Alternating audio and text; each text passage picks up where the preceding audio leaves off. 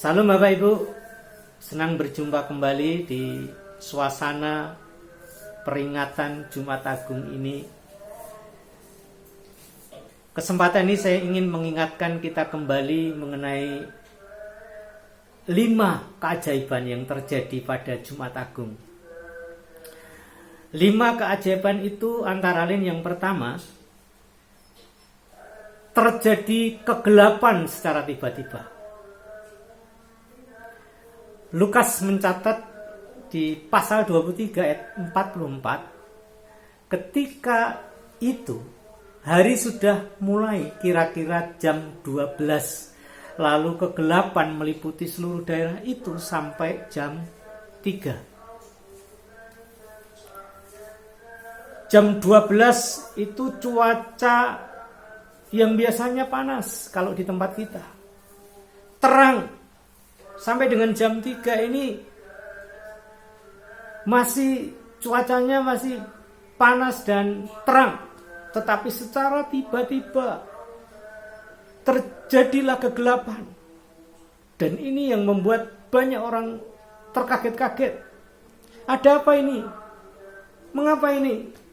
Kalau sekarang kita mati listriknya bingung. Kita tidak bisa buat apa-apa. Bapak Ibu dan saudara yang dikasihi Tuhan, kegelapan terjadi secara tiba-tiba. Inilah peristiwa yang terjadi Jumat Agung. Kemudian setelah kegelapan, apa yang diikuti setelah kejadian itu? Ada terjadi yang kedua adalah gempa bumi.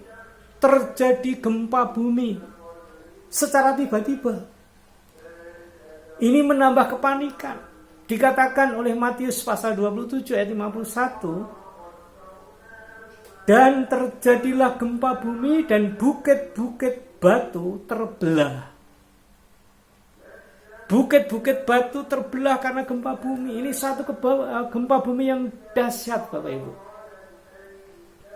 Kalau bukit-bukit saja terbelah, apalagi rumah-rumah. Bayangkan kalau itu kejadian terjadi pada sekarang ini. Rumah-rumah mungkin sudah rata tanah. Dan membuat heboh yang sangat luar biasa. Kepanikan yang luar biasa. Biasanya kalau gempa bumi selalu ada isu. Kemudian ada tsunami. Itu membuat orang jadi semakin genting, semakin ketakutan, semakin cemas. Mau menyelamatkan diri. Inilah kejadian yang sangat menakutkan pada masa itu. Yang ketiga, keajaiban yang ketiga adalah tabir bait suci terbelah menjadi 2. Tabir atau tirai bait suci tiba-tiba terbelah. Tidak dipegang, tidak ada yang membelah, tiba-tiba terbelah menjadi 2. Ini bukan buatan manusia. Itulah sebabnya dikatakan itu sebuah keajaiban. Tirai itu untuk memisahkan antara ruang Maha Kudus dengan ruang kudus. Dan ruang Maha Kudus itu hanya boleh dimasuki oleh imam yang bertugas saat itu untuk menyampaikan korban persembahan doa untuk umatnya. Bapak Ibu dan saudara yang dikasihi Tuhan, apa maknanya, apa artinya dengan terbelahnya tirai itu? Jadi dengan terbelahnya tirai itu, kita terbuka untuk boleh datang kepada Tuhan. Tidak ada lagi penyekat. Kita bisa datang kepada Tuhan dimanapun tanpa perantara, dengan kata-kata sederhana sekalipun. Karena itu kita boleh menghampiri Tuhan, karena jalan itu sudah terbuka bagi kita. Kemudian yang keempat, keajaiban yang keempat adalah terbukalah kubur orang-orang kudus. Ada kejadian yang dahsyat lagi, di mana orang mati tiba-tiba bangkit. Orang-orang kudus pada bangkit pada waktu itu. Menakutkan. Orang-orang pada lari ketakutan. Karena apa? Kubur-kubur terbuka dan orang-orang yang mati dalam kubur itu kemudian bangkit. Menakutkan. Dan ini sangat-sangat mencekam.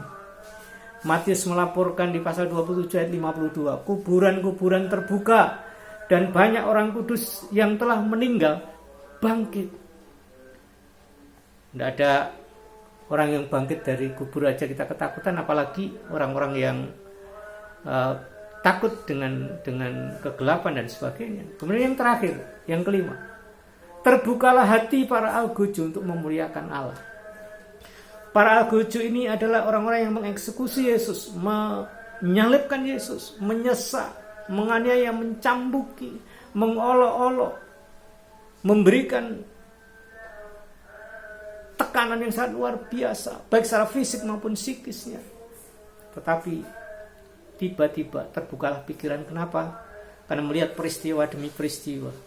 Yesus yang di kayu salib berdoa, Bapa ampunilah mereka, sebab mereka tidak tahu apa yang mereka perbuat. Dan 4 kejadian yang dahsyat ini, keajaiban yang dahsyat ini, membuat hatinya terbuka dan mereka memuliakan Allah. Kiranya kita dituntun dengan keajaiban-keajaiban ini, hidup kita memuliakan Allah.